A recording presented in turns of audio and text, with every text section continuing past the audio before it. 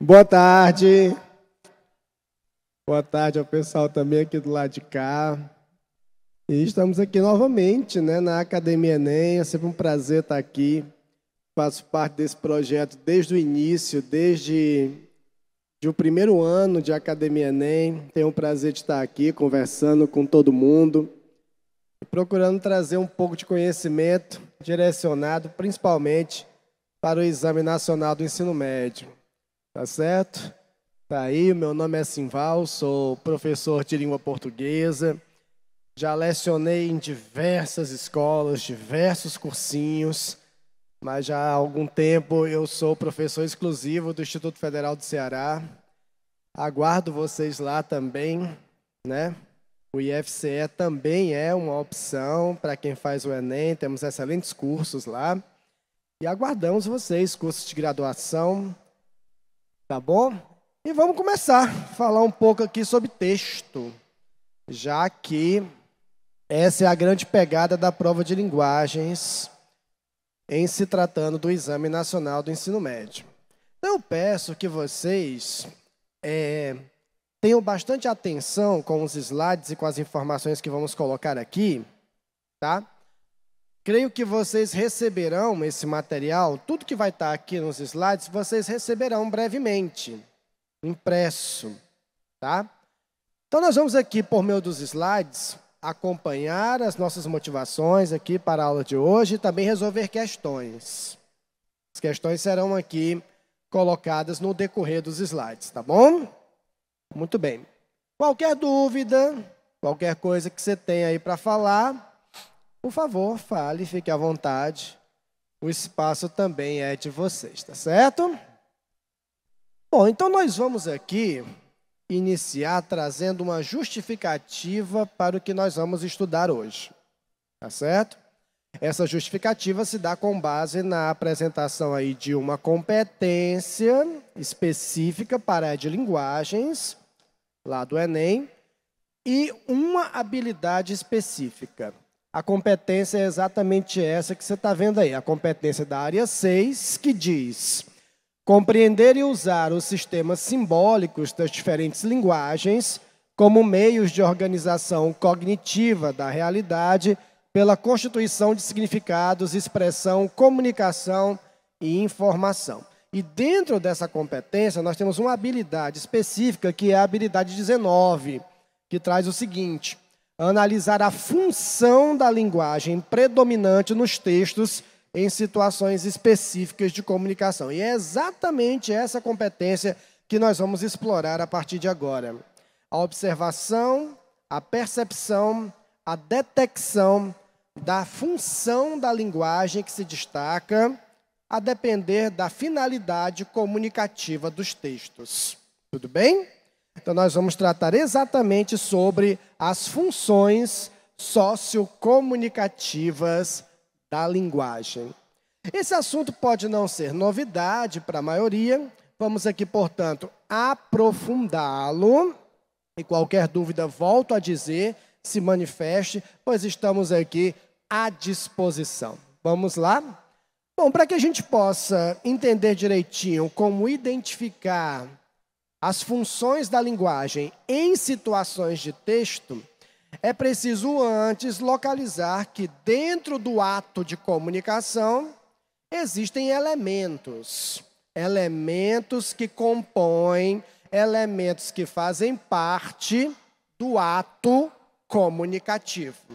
Que elementos são esses? Aqui estão para você perceber. Emissor, aquele que emite, o enunciador, direciona a sua mensagem para um receptor, o interlocutor, aquele a quem se direciona a mensagem. Claro que entre emissor e receptor se estabelece um contato, um canal comunicativo para que a mensagem seja veiculada. Essa mensagem será construída a partir de um determinado código. E tudo isso é cercado por algo que nós chamamos de referente, que você pode entender como sendo o contexto comunicativo. Tudo bem? Então vamos traduzir isso nesta situação aqui específica de comunicação. Neste caso especificamente, quem se põe na condição de emissor sou eu. Vocês se colocam neste momento na condição de receptores. Tudo que eu estou aqui dizendo no formato de texto, todos os textos que eu estou agora construindo são a minha mensagem. O canal que eu estou utilizando para que a minha mensagem chegue até você é a minha voz. É um canal acústico, um canal físico, né? É a voz. E o código que eu estou utilizando para construir a minha mensagem é a língua portuguesa. É um código verbal. Eu poderia ou não utilizar códigos não verbais? Poderia. Um exemplo de código não verbal. Libras. Libras é um exemplo de código não verbal. Outros códigos não verbais que podemos encontrar por aí. Ora, nós podemos ter, por exemplo, códigos que se utilizam de cores. Não? Nós sabemos muito bem que ao encontrarmos por aí determinadas sinalizações em vermelho, sinal de alerta, sinal de que está interditado, sinal de que é para parar, que é para ter cuidado. A cor verde já sinaliza algo mais tranquilo, né? Segurança, de que é possível seguir em frente. Nós, socialmente, estabelecemos também códigos que não são apenas por meio da palavra, escrita ou falada, mas códigos que se estabelecem também por meio de outras formas de expressão, como, por exemplo, cores, gestos e outros mecanismos mais, que podem também gerar comunicação sem necessariamente utilizar a palavra. Tudo bem? Então, o código que eu estou usando neste momento para construir a minha mensagem é a língua portuguesa, porque você entende a língua como um código. A língua é um código. E tudo isso, neste exato momento, está cercado por um contexto sociocomunicativo. Que contexto é esse? Esta situação de comunicação aqui. A situação de uma aula, uma situação didática, uma situação em que eu me coloco na condição de professor, vocês se colocam na condição de estudantes. É por isso que eu estou falando desse jeito. Eu não falaria assim em uma outra situação de comunicação, em um outro contexto comunicativo. É por isso que este assunto que eu estou trazendo a vocês faz algum sentido. Porque este contexto comunicativo dá sentido a esse assunto. Um outro contexto, talvez não caberia este assunto. Já imaginou encontrando você, por exemplo, por aí lá fora, comendo cachorro-quente? Aí eu chego do seu lado e falo, oi, tudo bem? Vamos falar sobre as funções da linguagem? Não faz o menor sentido. Porque nesse outro contexto comunicativo, realmente este assunto parece não ser mais cabível. Entende o que eu estou falando? Então pronto, esses são os elementos da comunicação e é com base no reconhecimento deles que nós vamos chegar ao reconhecimento das funções sociocomunicativas da linguagem. No decorrer aqui das nossas explanações, vocês vão perceber questões extraídas do Enem e vão notar o quanto este assunto é produtivo nesse tipo de prova, tá bom? Vamos lá.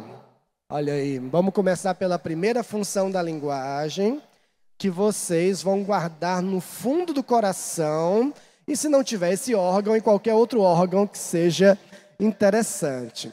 Guardem isso, por favor. Não guardem só no caderninho, tentem guardar também na cabecinha e adjacências. A primeira função da linguagem que nós vamos estudar é a função emotiva ou expressiva da linguagem. Vou tirar aqui a carteira, que dá um vazio existencial às vezes. Mas, enfim, a função emotiva ou expressiva da linguagem. Por favor, guarde esses dois nomezinhos que representam essa mesma função da linguagem, tá? Ela pode ser chamada de emotiva, pode ser chamada também de expressiva, tá? Quando é que vai acontecer? Bom, nós notamos a presença dessas funções da linguagem quando analisamos textos. Então, estamos falando aqui de análise de texto. Quando você encontra um texto com essas características, primeiro, um texto que focaliza as atitudes do emissor. O texto que focaliza as atitudes do enunciador. O texto destaca o eu, destaca aquele que se expressa. Quando você nota isso, o texto está trazendo indícios da função emotiva ou expressiva da linguagem. Para isso, para notar quando o texto focaliza o emissor, uma boa dica é você verificar no texto a predominância de elementos na primeira pessoa. Como assim, professor? Pronomes na primeira pessoa, eu, meu, minha, ou então verbos na primeira pessoa, posso, faço, sinto, encontro. Quando você percebe ali a predominância de elementos textuais na primeira pessoa, isso é uma forte indicação da presença da função emotiva ou expressiva da linguagem no texto. Então, você ali, diante de um texto, encontra o seguinte: eu, filho do carbono e do amoníaco, monstro de escuridão e rutilância, sofro desde a epigênese da infância a influência má dos signos do zodíaco. Vixe, professor, esse poema maluco está aí trazendo uma autodescrição poética, né? Já que você tem o eu lírico tratando de si mesmo, né? Eu, filho do carbono e do amoníaco. Você tem a predominância da primeira pessoa, função emotiva ou expressiva da linguagem. Mais tarde, hoje é domingo, a população se multiplica. Mais tarde, depois da missa, você vai encontrar namoradinha, namoradinho, e diz uma coisinha bonita no ouvidinho antes de terminar. Fala assim: eu sem você não tenho porquê, porque sem você não sei nem chorar. Sou chama sem luz, jardim sem luar, luar sem amor, amor sem se dar. E quando você terminar de dizer isso, você fala: você sabia que nisso que eu acabei de falar tem a predominância da função emotiva ou expressiva da linguagem? Aí você toca fundo o coração de uma pessoa. A predominância da primeira pessoa. Quando você nota ali no texto marcas que evidenciam o eu do discurso, você tem ali indícios da função emotiva ou expressiva da linguagem. E tudo isso que eu falei acaba justificando o que vem depois, né? Naturalmente, o texto vai ter uma visão mais intimista, já que você tem ali uma visão subjetiva, né? Uma visão que está voltada para o eu do discurso. Muito bem. Naturalmente, vai haver ali essa subjetividade. Um texto, guarde uma coisa que eu vou lhe dizer, por favor, para depois não pensar de forma equivocada. Um texto é subjetivo toda vez que o texto traz ali o foco na primeira pessoa. É isso que dá subjetividade ao texto. Não esqueça que a palavra subjetividade tem a raiz na palavra sujeito. Ou seja, o texto é subjetivo quando se volta para o sujeito que se expressa, para o sujeito da enunciação, quando se volta para o emissor. Sendo assim, a predominância da primeira pessoa é uma marca de subjetividade no texto. E a subjetividade é um indício da presença da função emotiva ou expressiva. Preocupação com o eu, como eu já citei. Unilateralidade. Agora pense e me diga, por favor, gostaria de ouvir a sua voz. Por que unilateralidade? Porque só tem um lado, filho. Qual é o lado? O lado do emissor, né? Já que é o emissor que está predominando ali os sentimentos, as sensações, as opiniões diretamente relacionadas ao eu do discurso, naturalmente você tem aí uma unilateralidade, que é o lado de quem? Do emissor. Tá bom? Professor, em quais textos nós podemos encontrar essa função da linguagem? Bom, em qualquer texto. Mas tem alguns que são mais interessantes para anotar. Textos que revelam opiniões, textos de opinião, relatos pessoais, autodescrições, diários. Alguém aqui já escreveu um diário? Já? Olha, tem gente dizendo que já, né? Já escreveu diário?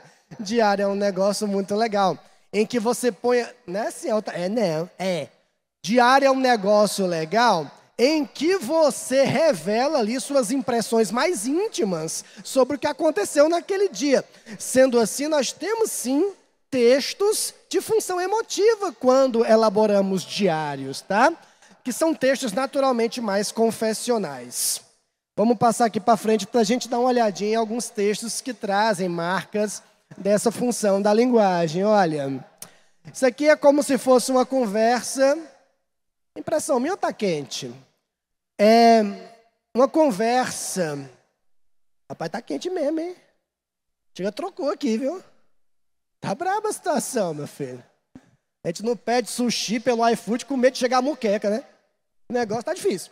Mas vamos lá. Ó, eu te amo e gostaria muito de saber se você estaria interessado em viver esse sentimento que existe dentro de mim.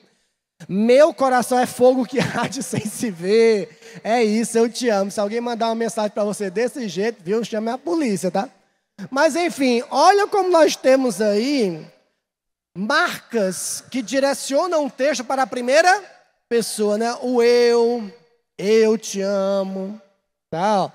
Esse sentimento que existe dentro de mim. Tá vendo isso ou não? Hã? E assim vai. E aí você percebe que é um texto bastante emotivo, pois o que é revelado aí se volta para as atitudes do emissor, né? Destacando isso. A outra pessoa bota uma carinha aí meio doida, dizendo, eu também. Você também o quê? Eu também me amo. E é mais ou menos isso que a gente tem que entender. Não é egoísmo, é autocuidado. Então você tem aqui indícios da função emotiva ou expressiva da linguagem. Olha só um outro texto que traz isso. Ó. É uma canção que deve ser interpretada pela querida inoxidável Ivete Sangalo. A lua que eu te dei, né? Muito bem, é bom que a pessoa saiba que a lua é um bem público, não pode sair dando para as pessoas assim. Mas vamos lá. Vocês me dizem, por favor, quais são os elementos que marcam aí a função emotiva ou expressiva da linguagem. Posso te falar dos sonhos, das flores, de como a cidade mudou. Posso te falar do medo, do meu desejo, do meu amor. Posso falar da tarde que cai e aos poucos deixa ver no céu a lua. E um dia eu te dei. Vocês notam aí o foco nos sentimentos do emissor? Não é isso? E não é só pelo fato de ser um texto sentimental, não é isso. É porque os sentimentos aí apresentados se direcionam para o emissor. Se voltam para o emissor. E a gente nota isso pela presença marcante da primeira pessoa. Sobretudo pela forma verbal posso, que está na primeira pessoa, e também pelo reforço com o pronome que aparece aqui no final, o eu, né? Eu te dei. Tudo bem isso ou não? Tudo bem. Professor, como isso funciona numa canção? Olha como fica fácil de resolver questão com esses conhecimentos que nós aqui apresentamos para vocês. Esse textinho é base para uma questão que vem em seguida. Prestem atenção e vocês vão me dizer a resposta, tá bom? Vamos lá, vamos ler primeiro o textozinho com muita felicidade. Pequeno concerto que virou canção. Tá? Esse texto é de um cidadão, é um poema, uma canção de um camarada chamado Geraldo Vandré. Conhecem Geraldo Vandré? Pois procure, que é uma pessoa importante para a história recente deste país, sobretudo ali pela década de 60, 70, tá? Um grande nome da música popular brasileira e um revolucionário da MPB. Vamos lá. Não há por que mentir ou esconder a dor que foi maior do que é capaz meu coração. Não, nem há por que seguir cantando só para explicar. Não vai nunca entender de amor quem nunca soube amar. Ah, eu vou voltar para mim, seguir sozinho assim, até me consumir ou consumir toda essa dor, até sentir de novo o coração capaz de amor. Né? Que bonitinho. Isso aí é para estar lá fazendo a prova do Enem, de repente aquela lágrimazinha rola, você lembra. Está rolando não porque é prova de física, mas sim porque é comovente. Agora me fala aí, eu quero que você me diga a resposta, mas eu quero que diga com felicidade. Quanto mais alto você falar, mais vai conseguir soprar um ventinho no pescoço do colega que está na frente, vai ajudar a aliviar o calor. Na canção do querido Geraldo Vandré, tem-se a manifestação da função poética da linguagem, que é percebida na elaboração artística e criativa da mensagem por meio de combinações sonoras e rítmicas. Tá, tem a função poética. Aí já disse que tem. Agora veja o restante. Pela análise do texto, entretanto, percebe-se também a presença marcante da função emotiva ou expressiva, por meio da qual o emissor, aí eu vou assinalar a alternativa que traz uma característica que justifica naquele texto a função emotiva ou expressiva da linguagem. Vamos ler as alternativas. Quando for a verdadeira, você fala, viu? Vamos lá. A. Imprime a canção as marcas de sua atitude pessoal, seus sentimentos. Verdadeiro ou falso? Verdadeiro. Se o texto imprime ali atitudes pessoais, íntimas, confessionais, sentimentos que estão direcionados para o emissor da mensagem, nós temos ali uma marca da função emotiva ou expressiva da linguagem. Perfeito. A resposta aí na alternativa? A alternativa A de... Quer ver? Abelha. Muito bem. A alternativa A de abelha, tá? Esperamos que isso não chame o enxame para cá. Mas tudo bem. Meus amores, parando aqui um pouquinho para dar uma chacoalhada nos cabelos, porque o negócio está encharcando, tá entendendo? Espera aí. É pouco, mas também molha. Sim, é o seguinte, deixa eu perguntar aqui pro pessoal. Meus amores, vocês entenderam essa história da função emotiva ou expressiva da linguagem?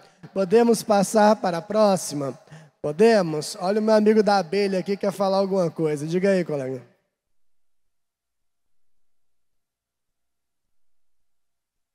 E o quê? Não entendi. Dependendo de como o monólogo se realiza, sim, né? Se for um monólogo pessoal, intimista. Ele está perguntando se o monólogo se enquadra na situação da função emotiva ou expressiva. Dependendo do monólogo, sim, né? Porque pode ser um texto mais confessional, mais intimista, mais subjetivo. É isso que é a marca da função emotiva, tá bom? Vamos passar para a próxima. Eita, e essa daqui?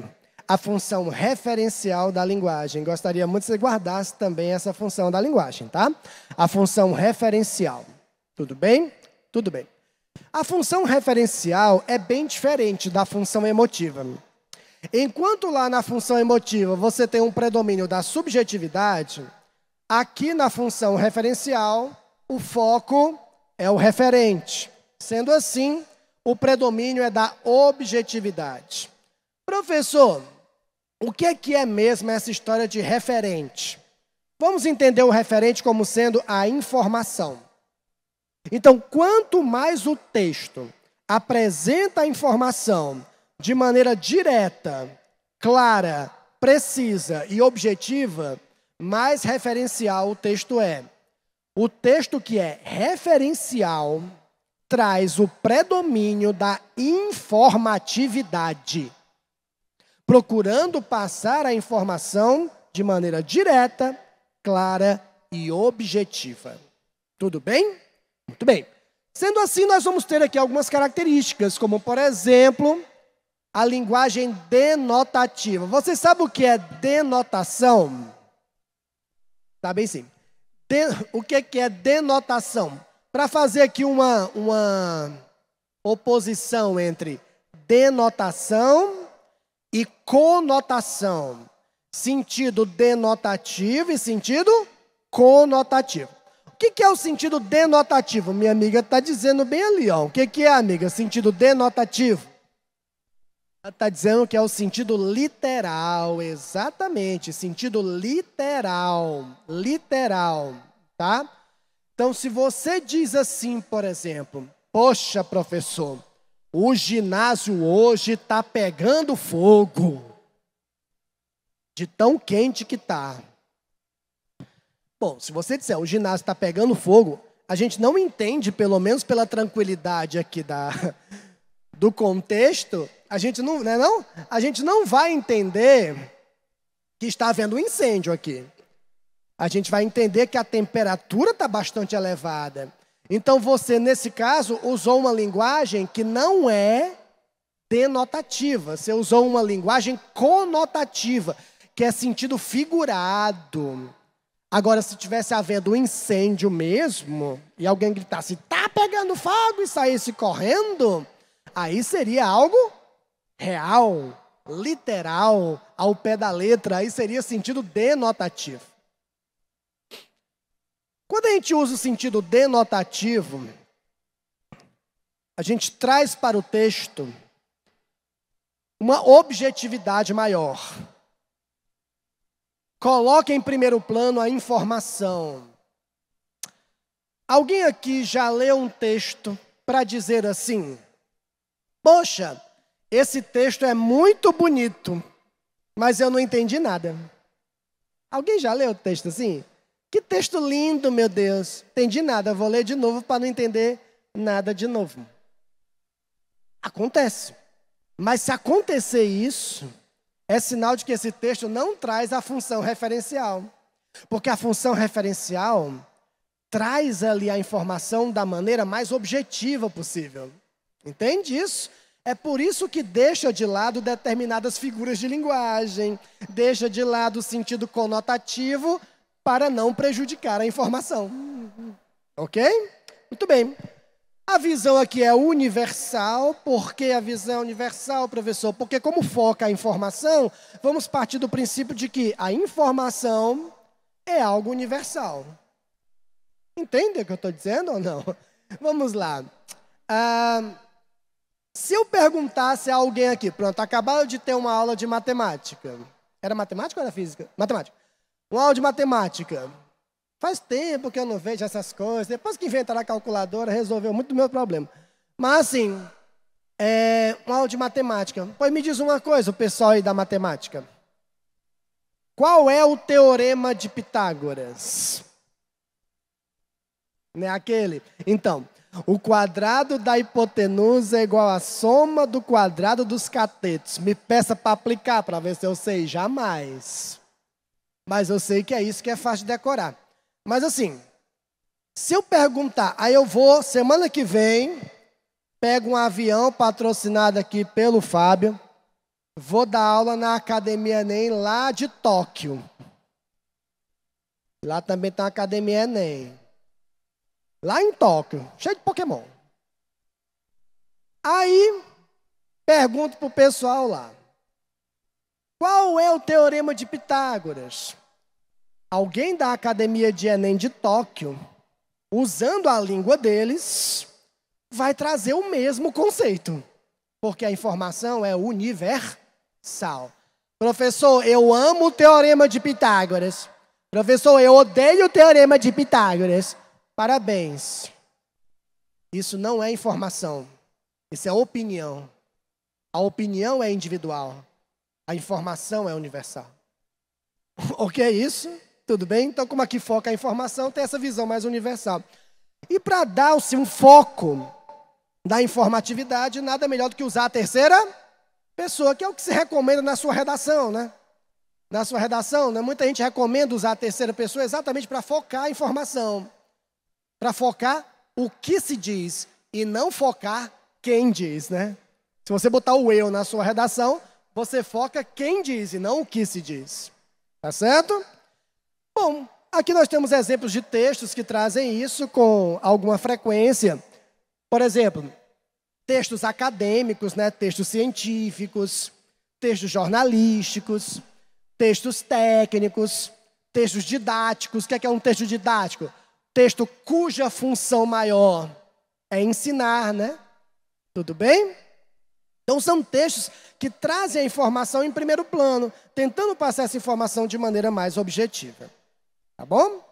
Vamos dar aqui uma olhada no exemplo. Olha, cara, é um exemplo. Esse texto eu tirei de uma questão do Enem, que falava sobre a função referencial. Mas olha como esse texto é referencial. Como é que eu sei que o texto é referencial? Quanto mais o texto se dedica à informação, quanto mais informativo o texto é, mais referencial ele se torna.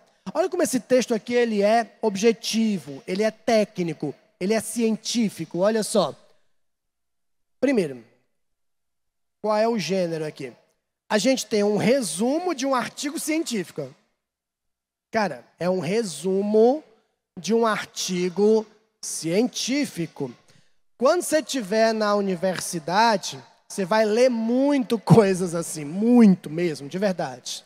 Tá? Você vai ser feliz lendo isso aqui, porque isso aqui faz a gente feliz.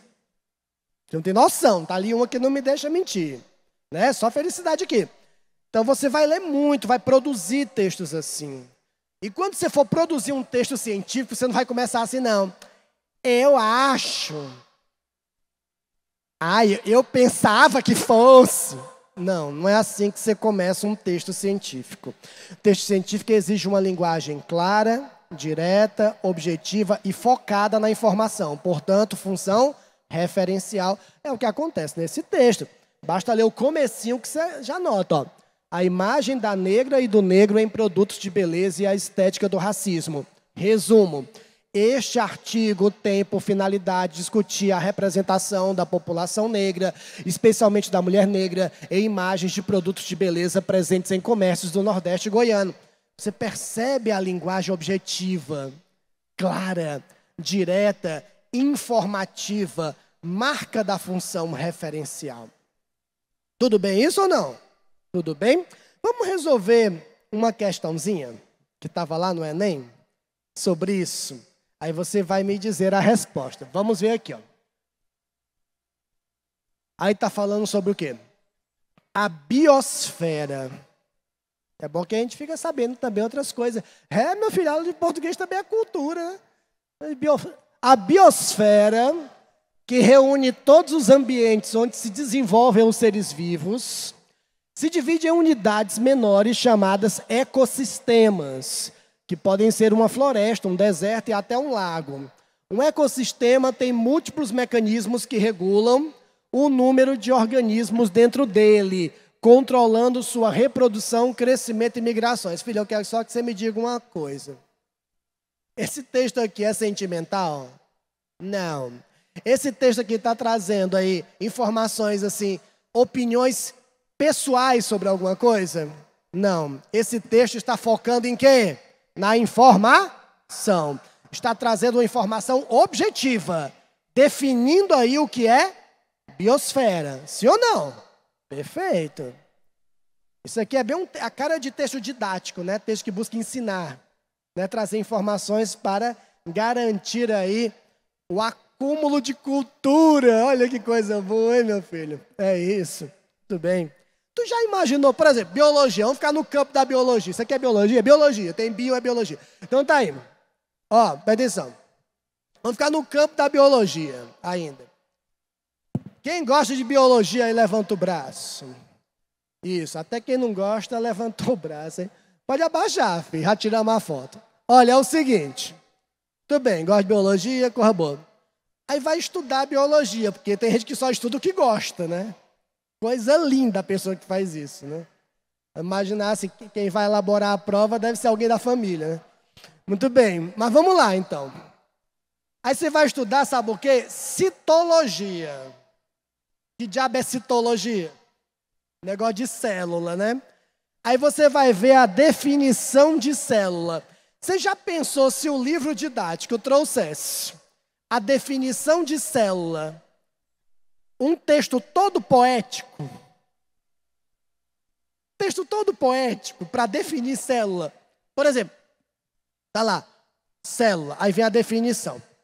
As células são como soldados que atravessam as veredas do organismo à procura de finalmente inaugurar o grandioso monumento da vida. Aí você, sim, mas que diabo é célula? Quer dizer, no final você até chora porque o texto é bonito, mas cadê a informação? Ficou em segundo plano. Um texto que é referencial põe a informação em primeiro plano, trazendo essa linguagem aqui, ó, direta, objetiva, clara. Olha que questãozinha fácil essa do Enem.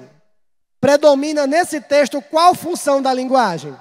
Aí tem a emotiva, B, fática, C, poética, D, conativa, E, referencial.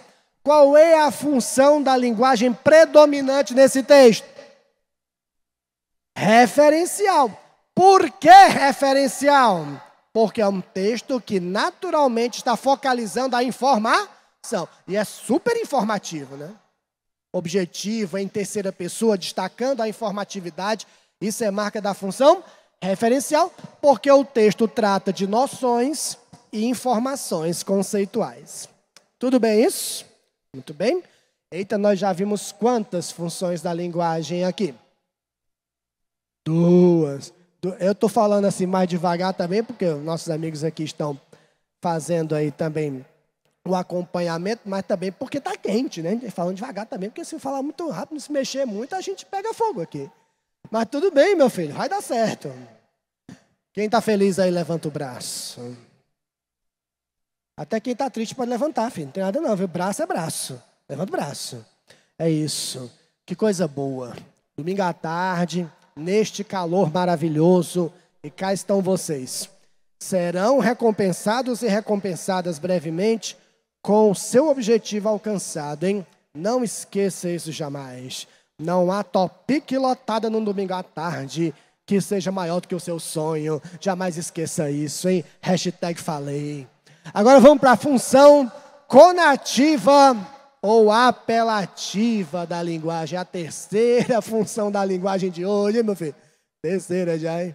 Terceira função da linguagem de hoje. O pessoal está atrás do telão aí. Muito bem. Vamos lá. Quando é que ocorre Não é para ler função conotativa, hein? É função conativa. Eu vi alguém ali mexendo na boquinha, conotativa, né? Conativa. Conativo apelativa. Muito bem. Agora, você vai notar essa função da linguagem quando perceber que o texto focaliza o receptor da mensagem. O texto se direciona diretamente ao receptor. E para isso, para você notar isso, perceba no texto elementos que fazem referência direta ao receptor da mensagem. Como, por exemplo, coisas como seu, sua, você, que são elementos que se dirigem ao receptor da mensagem. Também a presença de verbos no modo imperativo. Diga para mim, valendo um ponto na prova. A gente fala isso, o pessoal se anima. Valendo um ponto na prova. Quando é que eu sei que o verbo está no modo imperativo? Quando é o quê? Ordem, pedido, sugestão, súplica, instrução, conselho. Então, quando você diz saia, volte, pegue, acorde, pare. São verbos no modo imperativo e se dirigem diretamente ao receptor. São marcas da função conativa ou apelativa no texto. Também a presença de vocativos. O que é um vocativo? O que é um vocativo? Vocativo é um chamamento. É uma invocação. Mas não tem a ver com capeta, não. É um chamamento. Não é pessoal, invocação do mal, né? Nada a ver. É um chamamento, né? É uma invocação, tá? É um chamamento nominal. É quando você chama o outro por meio de um nome. Que não precisa ser o nome da pessoa, pode ser qualquer nome, mas quando você chama por meio de um nome. Vamos ilustrar a situação, tá? Tá, abelha? Amigo, ser humano, como é seu nome, hein? Davi, né? Pronto, tá sozinho, Davi, aí? Só você e Deus, né? Mas esse rapaz aqui também tá. Como é o nome dele, você sabe? Não? Como é seu nome, colega? Renan, Davi, Renan, Davi, viu? Pronto. Vamos imaginar que os dois agora que estão apresentados se tornam os melhores amigos do mundo. E aí Davi tá lá do outro lado da pista, né? Renan tá do lado de cá. Renan tá vendo que o Davi tá distraído, olhando para as abelhas. E aí o Renan percebe que está chegando uma figura suspeita ali perto do Davi, né? E Renan acredita que a figura vai assaltá-lo. Isso, uma visão meio preconceituosa de Renan, né? Só porque o rapaz está com um revólver na mão, não tem nada a ver, né? Mas enfim, o rapaz está chegando pertinho ali do Davi. E aí, Renan, você do lado de cá vai chamar pelo Davi, usando o nome dele, para alertar para o possível assalto. Como é que você faria? Avisaria pelo WhatsApp, filho? Aí gritar, né? Grita, como é? Davi, olha atrás de tu! Desse jeito. Aí quando ele fala, parece assim que tá chegando uma pessoa para fazer uma surpresa, né? Davi, olha atrás de tu! Opa, surpresa, um assalto. Muito bem, mas não é isso não, era um assalto mesmo. Olha, Davi, olha atrás de tu, não é de tu, não é de ti, para rimar. Mas tudo bem, Davi, olha para trás. Qual é o vocativo? Davi. Mais tarde você fala, me dá um abraço, meu amor. Qual é o vocativo? Meu amor. Eu falo assim, cala a boca aí, cão. Qual é o vocativo? Cão. Não é isso? É. Então, também são formas de fazer referência direta ao receptor da mensagem, marcas da função conativa ou apelativa, né? E a gente encontra bastante essa função da linguagem, pode encontrar em qualquer texto, claro, mas encontra muito em textos publicitários, né? Propagandas. A gente vê muito isso em propagandas, né? Você vê aquele carro de som, hoje não é mais carro não, que a gasolina está cara, é a bicicleta de som. Né? Passa uma bicicleta de som ali na sua rua, anunciando alguma coisa, você vai perceber essas marcas, não? No anúncio feito, sei lá. Atenção, atenção, se você já está cansado dessa sua vida, venha conhecer os nossos serviços. Ó, atenção, atenção, se você já está cansado da sua vida, venha conhecer, tá vendo? São elementos que indicam ali a função conativa ou apelativa. E também textos injuntivos. Sabe o que é um texto injuntivo? São textos instrucionais. Texto para dar instrução. Dá um exemplo aí de um textozinho para dar instrução. Receita, determinadas partes de uma bula, né? Bula de remédio, manual de instruções, regulamentos, não é? Enfim, ali você também encontra indícios da função conativa ou apelativa. Vamos dar um exemplo aqui com um anúncio, olha só. Intolerância religiosa é crime, respeite a diversidade. Olha essa frase, né? Respeite a diversidade. Olha como o texto se direciona diretamente ao receptor da mensagem, né? Função conativa ou apelativa. Olha essa. Para ter uma sociedade justa, você precisa apenas mover um dedo. Estou lendo apenas o texto que está aí mais destacado, mas a gente já encontra aí marcas da função conativa ou apelativa. Ó. Para ter uma sociedade justa, você precisa. Você, olha o você aí. Olha o texto direcionado diretamente para o receptor da mensagem, né? Marca da função conativa ou apelativa. Vamos resolver uma questão sobre isso. Vamos resolver uma questão. Olha, conhecem essa canção? Chama-se Tempo Perdido, né? Eu não sei, me disseram que vocês não estão com esse material ainda, e acho que vocês não estão, né? Vocês estão procurando. Receberam? Rapaz, ninguém me avisou que vocês tinham recebido, e eu aqui achando que vocês estavam sem o material, hein? Bem, é isso. Calor. Mas vai dar certo. Mas deve estar aí no meio do seu material, isso aqui também. Essa questãozinha está aí em algum lugar. Eu não peguei o material, então eu também estou tão perdido quanto o tempo aqui, mas não tem problema não. Vamos então ler aqui que a gente resolve pelo telão. É uma canção do Legião Urbana, conhecem? É legal como as pessoas conhecem a Legião Urbana, né? O tempo vai passando. Essa canção, então, principalmente, né? Todo mundo conhece. Todo mundo é muita gente, mas muita gente conhece. Tempo Perdido, vamos lá. Conhecem? Canta aí, vai. Não, para, vamos só ler mesmo que o negócio tá brabo. Olha, todos os dias quando acordo, porque eu não trouxe meu violão. Ou faltou o violão. Mas tudo bem. Mas também se eu tivesse trazido a minha que não, que eu não sei tocar. Lá em casa tem um violão, mas parece um vaso. Sabe aqueles vasos que a gente bota a planta dentro? O violão do mesmo jeito, não serve para nada. Fica só encostado na parede, já está criando mofo. Todos os dias quando acordo, não tenho mais o tempo que passou, mas tenho muito tempo. Temos todo o tempo, dá vontade de fazer isso, né? Todos os dias antes de dormir, lembro e esqueço como foi o dia, nosso suor sagrado. É bem mais belo que esse sangue amargo, veja o sol dessa manhã tão cinza, a tempestade que chega da cor dos teus olhos, castanhos, e assim vai. Mas vamos diretamente para a questãozinha, pois o tempo está passando. Entre os trechos a seguir, retirados da letra Tempo Perdido, o que melhor reflete a função conativo-apelativa da linguagem? Qual é? O que melhor indica a função conativo-apelativa da linguagem? Vamos dar uma olhada. A. Nem foi tempo perdido, somos tão jovens. B. Todos os dias antes de dormir lembro e esqueço como foi o dia. C. Todos os dias quando acordo não tenho mais o tempo que passou. D. Então me abraça forte e diz mais uma vez que já estamos distantes de tudo. E. O que foi escondido é o que se escondeu, o que foi prometido ninguém prometeu. Qual é a alternativa aí que traz um trechinho que melhor reflete a função conativa apelativa da linguagem? Qual é? Qual é? D. D de quê? Dado, é o novo. Vamos ver aqui. Por que a D? Então, olha como a D traz verbos no modo imperativo.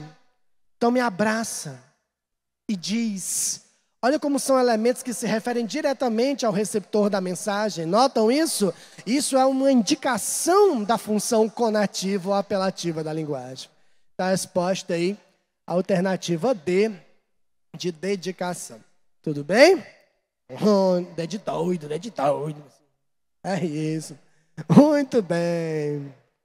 Eita, tem água aqui, meu filho. Agora, o problema é a mão de obra para abrir, que ela vem com um negócio aqui em cima. O ser humano é um bicho primitivo. Quando não sabe fazer com as mãos, faz com os dentes, né?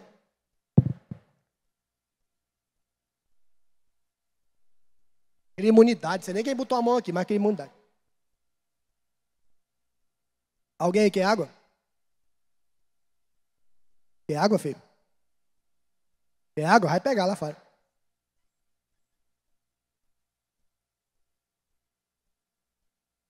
Pronto, foi só uma pausazinha para tomar uma.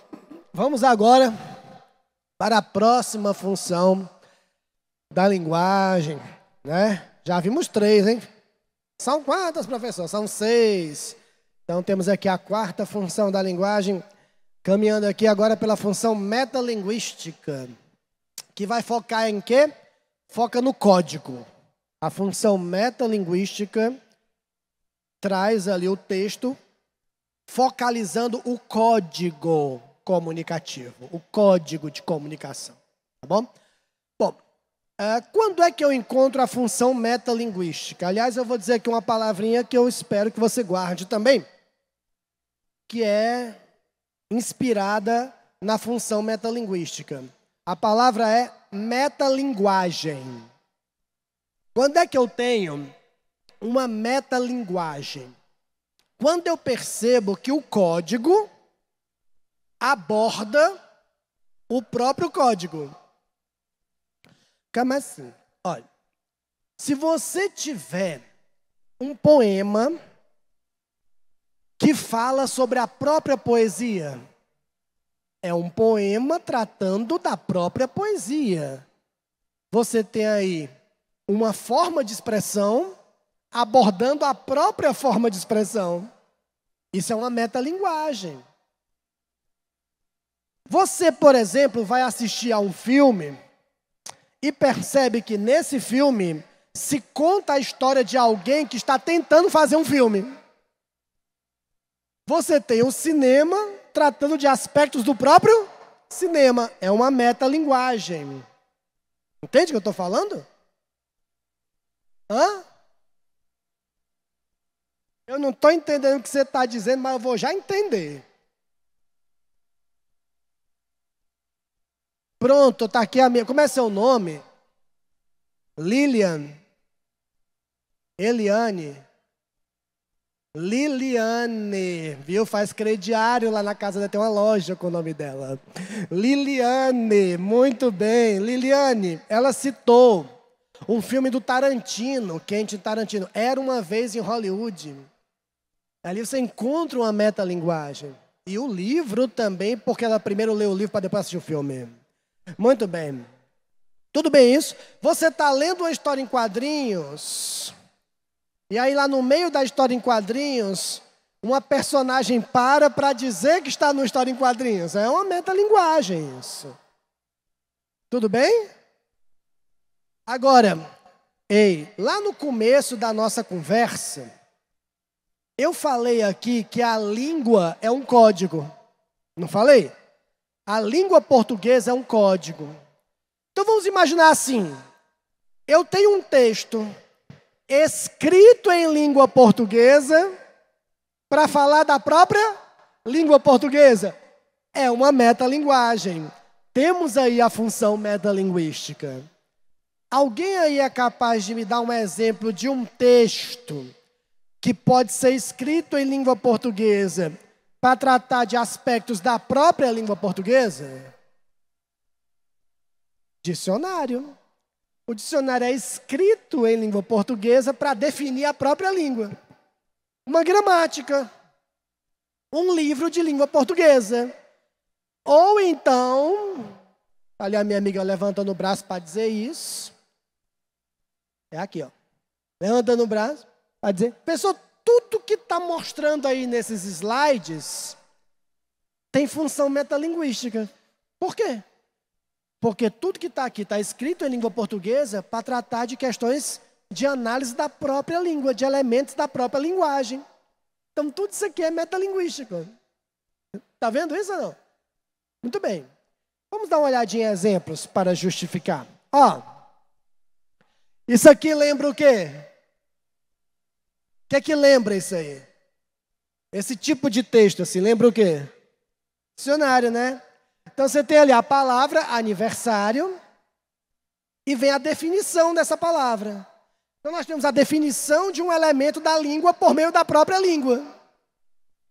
Isso aí é de função metalinguística.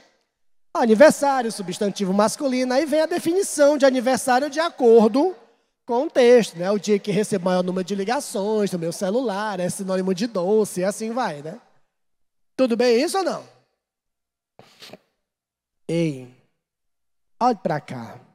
Me diga, por favor, por que eu posso dizer que essa imagem traz uma metalinguagem? Hein? Por quê? O que essa imagem está trazendo? O que ela está ali apresentando? Você tem aí uma imagem, um desenho, e esse desenho representa alguém fazendo o quê? Desenhando. É o desenho de alguém desenhando. Isso é uma metalinguagem. Entende isso ou não? Compreende? Você tem uma forma de expressão tratando da própria forma de expressão, né? Tudo bem isso? Muito legal. E vamos resolver uma questão. E aqui eu vou falando, vou jogando questões, estão nem vendo. Vamos resolver uma questão aqui. Acho que ela deve estar aí no meio. Tá? Eu estou vendo daqui que tá. Tem essa imagem aí no materialzinho de vocês? Show! Então vamos resolver essa questãozinha aí. Né? Não é para olhar no gabarito antes não, que eu estou vendo gente vendo no gabarito. Não é para ver no gabarito. Aquele pessoal que vai resolver palavra cruzada vai ver as respostas antes, não tem nem graça. Vamos fazer primeiro aqui com os nossos conhecimentos, com a nossa força, com o nosso poder mutante.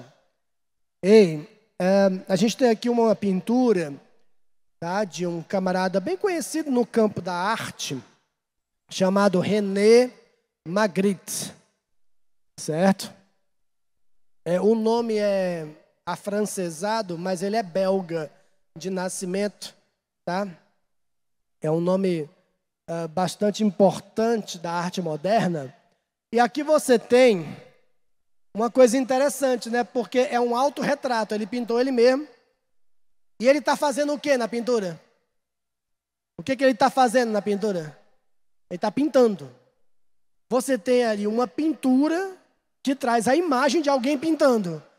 Nessa hora, filho, você já pensa, peraí, se eu tenho uma pintura que traz ali a imagem de alguém pintando, eu já sei que isso aí é uma metalinguagem. Já sei que é. Vamos lá então, ver aqui a questão. Pode-se definir metalinguagem como a linguagem que comenta a própria linguagem, fenômeno presente na literatura e nas artes. O quadro A Perspicácia, do belga René Magritte, é um exemplo de metalinguagem. Por quê?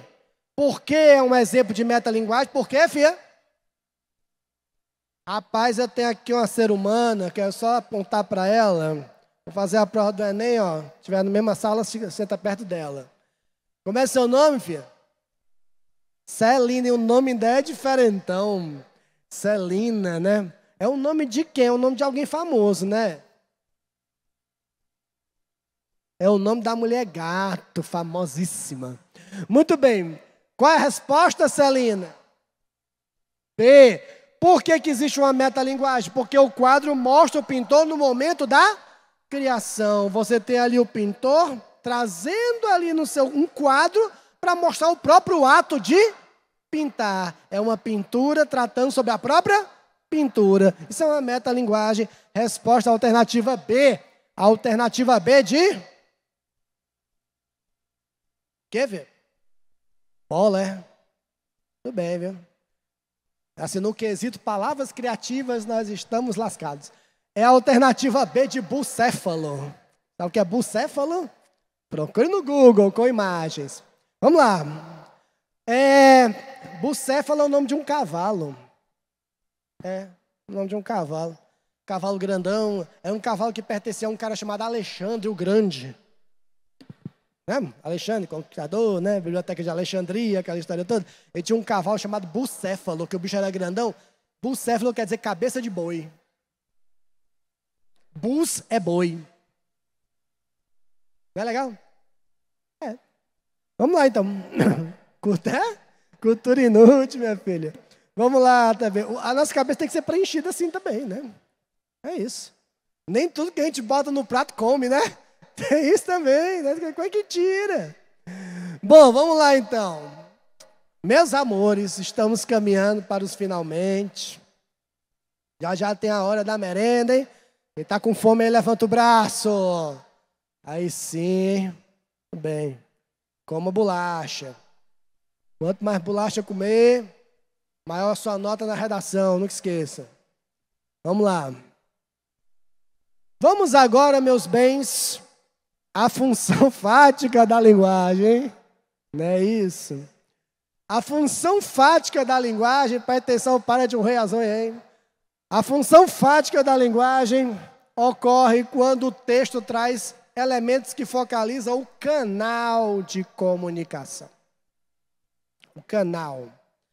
Esses elementos que focalizam o canal de comunicação nós chamamos de elementos fáticos. Tá? Então vamos lá. Vamos começar a pensar um pouco sobre os movimentos que ocorrem dentro da comunicação. Imagine que você vai ligar para alguém, tá? Ali a minha amiga já está ligando. Vamos ligar para alguém. Geralmente, qual é a primeira coisa que você diz quando a ligação completa?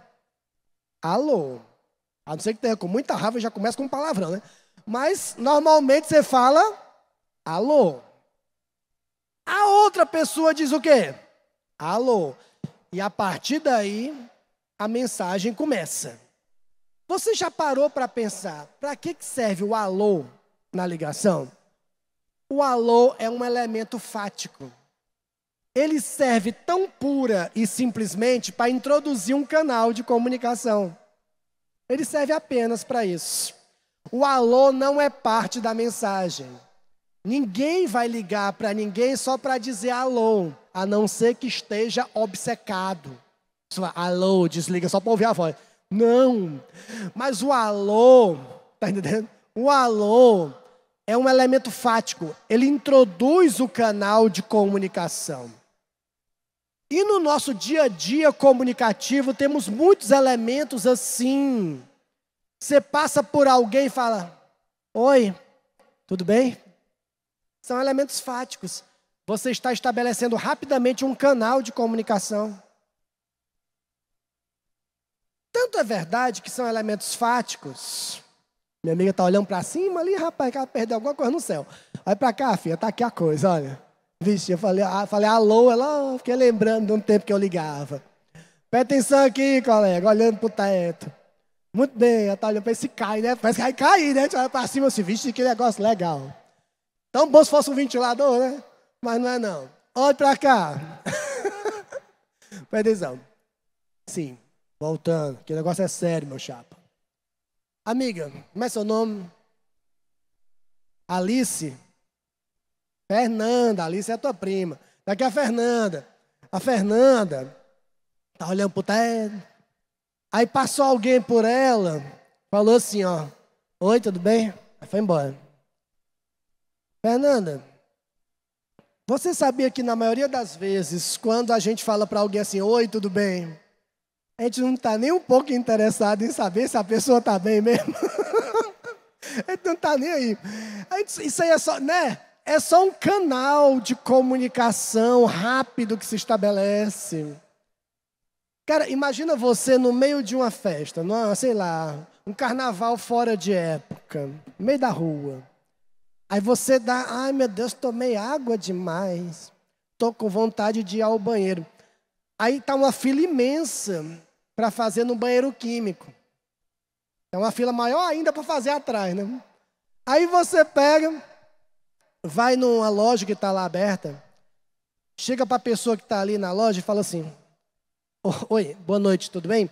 Posso usar o banheiro? Esse oi, boa noite, tudo bem?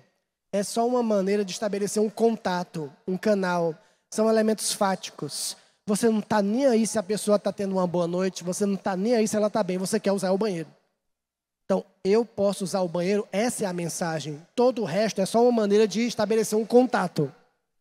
Elementos assim são elementos fáticos. A presença de elementos assim no texto mostra a presença da função fática. Tudo bem? E não só isso também, né? Porque tem esses elementos, mas também tem elementos fáticos que nós usamos no decorrer da mensagem para testar o canal.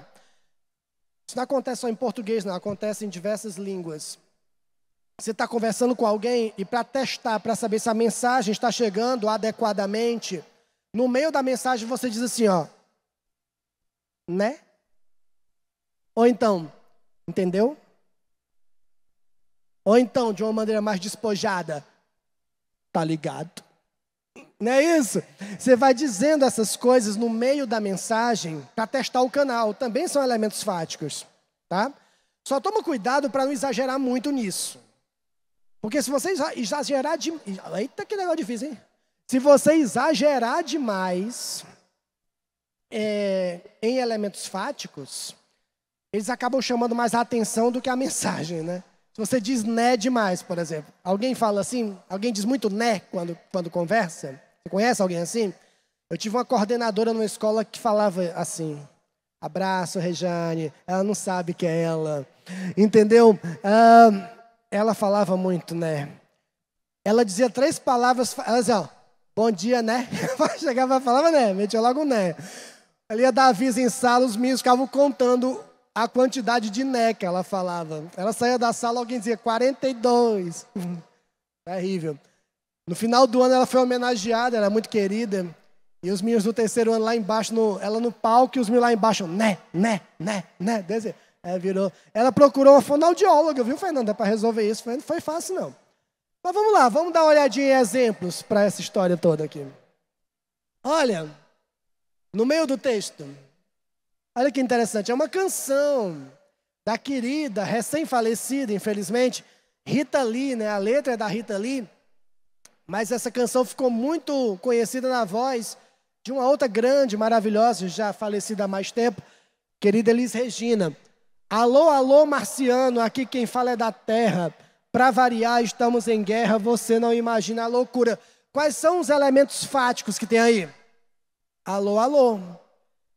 Né? Esses elementos fáticos acontecem muito quando o texto procura reproduzir traços da linguagem falada. Né?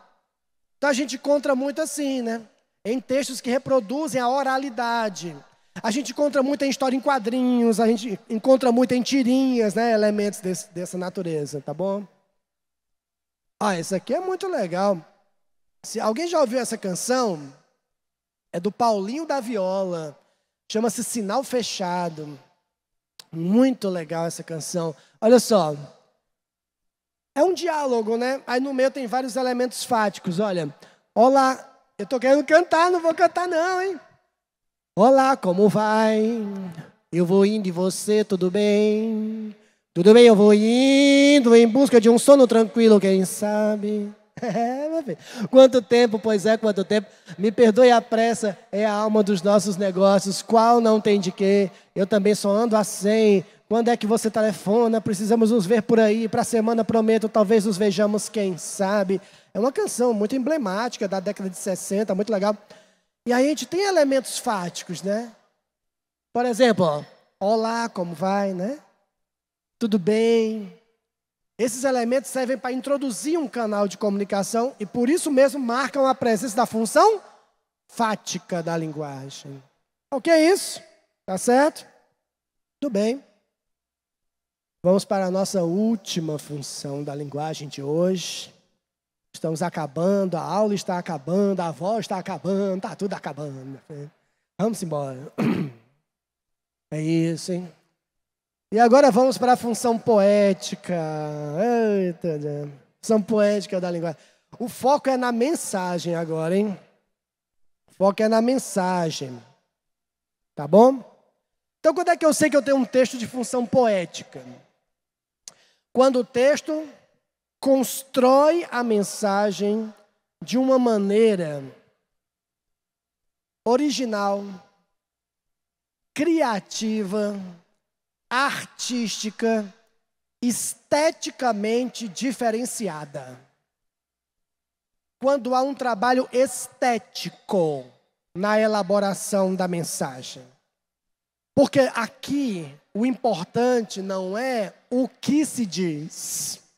O importante agora é como se diz. Entende isso ou não?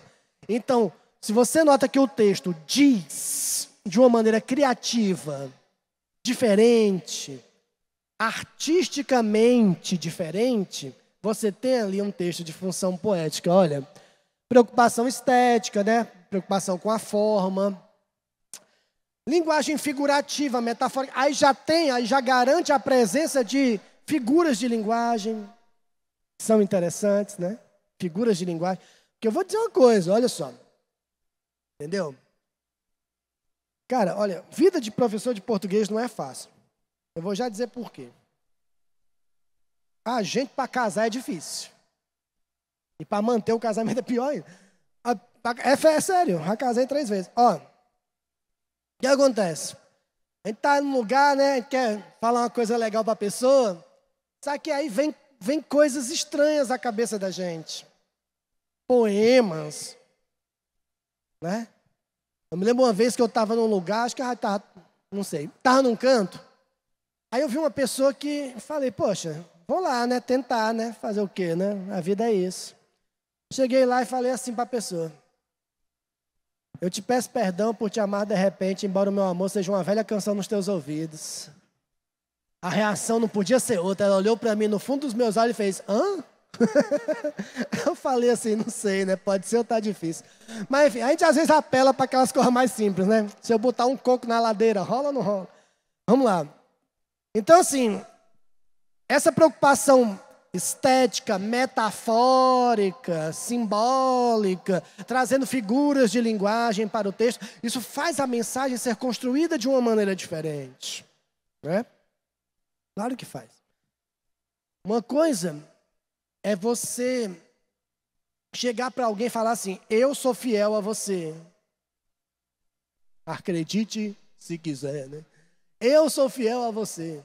Outra coisa é a pessoa chegar e falar assim, de tudo ao meu amor serei atento, antes se contar o zelo e sempre tanto, que mesmo em face do maior encanto dele se encante mais meu pensamento.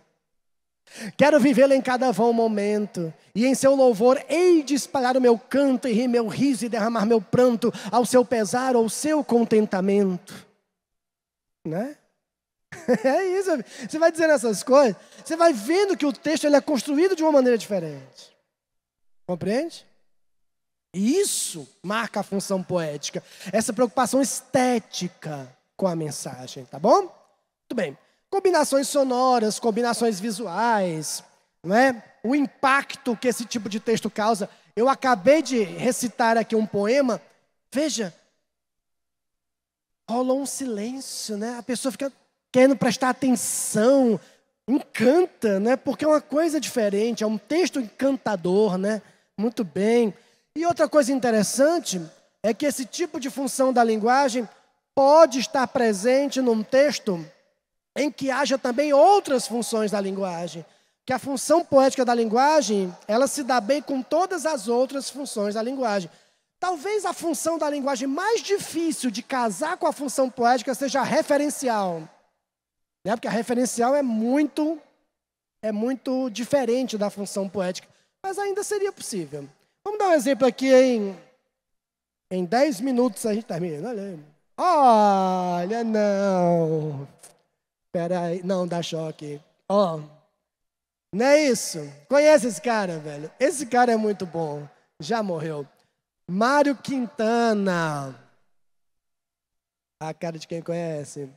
Maravilhoso. Não é bonito? Aquele velhinho simpático, né, que a gente queria encontrar quando chegasse em casa. Esse poeminha lindo dele, ó. Poeminha do Contra. Aí para você colocar hoje nas suas redes sociais, hein? Botar lá. Todos esses que aí estão atravancando o meu caminho, eles passarão, eu passarinho. Olha esse jogo de palavras. Olha essa brincadeira com a proximidade das palavras passarão e passarinho. Isso é a função poética da linguagem, né? Esse trabalho diferenciado com a construção da mensagem. Muito bem. Olha essa aqui, ó. Essa aqui é muito bom. Vamos ler esse texto. Era um homem bem vestido, foi beber no botequim.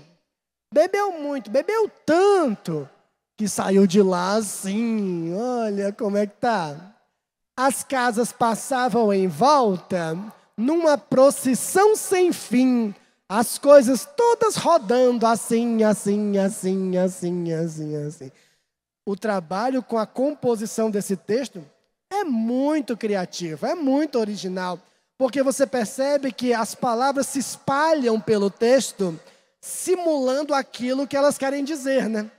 Ó, esse saiu de lá assim, as palavras parecem meio bêbadas. Esse assim, assim, assim, circulando, é exatamente ele vendo o mundo girando, né? Bem interessante isso. E você tem esse trabalho diferente na construção do texto, função poética da linguagem. E olha, o que eu acabei de dizer aqui para vocês, né? O soneto de fidelidade do Vinícius de Moraes, né? Recitei um pedacinho deles aqui para você, um pedacinho dele aqui para você. Esse aí tá dormindo que vai babar em cima de você, esse rapaz aí, viu? Vou dizer pra você. Bom, filho, desculpa aí, só terminar a missa aqui, vai dar certo, hein? Ó, vamos lá. Aqui, ó, coisa boa, hein? Coisa boa, acorda, filho. A pessoa dorme num calor desse, mas vai pegando fogo e dormindo, viu? Isso dorme em qualquer lugar. Vamos resolver essa última questão, meu filho, que é agora. Canção do vento e da minha vida. Acorda, meu filho. Que é do Manuel Bandeira, hein? O vento varria as folhas, o vento varria os frutos, o vento varria as flores, e a minha vida ficava cada vez mais cheia de frutos, de folhas. O vento varria os sonhos, o vento varria os meses, o vento varria os teus sorrisos, o vento varria tudo, e a minha vida ficava cada vez mais cheia de tudo. Não sei se vocês notaram aí o trabalho sonoro que há nesse texto, né? Se eu pedisse para alguém aqui reproduzir para mim, dormiu de novo, reproduzir para mim aqui o barulho do vento. Fia, você que está aí, como é seu nome? Letícia, grande Letícia. Eu tenho uma afilhada chamada Letícia, eu que escolhi o nome dela. Né? Não significou nada para esse nosso encontro, mas pelo menos foi um assunto, né? Me diga uma coisa. Se eu pedisse para você agora imitar o barulho do vento, precisando, tá quente, um ventinho, não fazia, né? Não caía mal, não. Imita aí o barulho do vento para mim. É desse jeito, Letícia, tu é uma ventania, Letícia, tu é um furacão. Então, o barulho do vento é esse, né? E olha só aqui, ó. O vento varria. O vento varria, o vento varria. Esse isso aí simula o próprio barulho do vento, né? Tem um trabalho sonoro aí apresentado que é muito interessante, né? Tem toda uma construção diferenciada de texto aí. Vamos lá. Nesse texto, predomina qual função da linguagem? Fática, porque o autor procura testar o canal. Em algum momento você viu algum elemento fático lá? Não. Metalinguística, porque a explicação do significado das expressões. Em algum momento ali, o texto para explicar o significado de alguma expressão? Não. Conativo, uma vez que o leitor é provocado a participar de uma ação. O texto em algum momento se refere ao leitor? Não. Referencial, já que são apresentadas informações sobre acontecimentos e fatos reais. Esse texto está longe de ser referencial. Longe, porque para ser referencial tem que ser informativo, objetivo. Poética, pois chama-se a atenção para a elaboração especial e artística da estrutura do texto. Sim ou não? Perfeito. Que essa elaboração especial e artística dá a esse texto o caráter da função poética da linguagem. É isso, meus queridos e minhas queridas. A resposta da Letícia, a resposta alternativa é de escola, né? Tem gente que fala I de escola, né? Tem isso também, H de escola. Eita, esse está precisando voltar. Amores, é isso. Eu espero ter ajudado em alguma coisa. Peço perdão se falei alguma bobagem, porque a minha vida é falar bobagem. Mas, de qualquer maneira, eu espero ter contribuído com aquilo que você busca alcançar, tá certo? Resolvam as questões que faltam aí do seu material.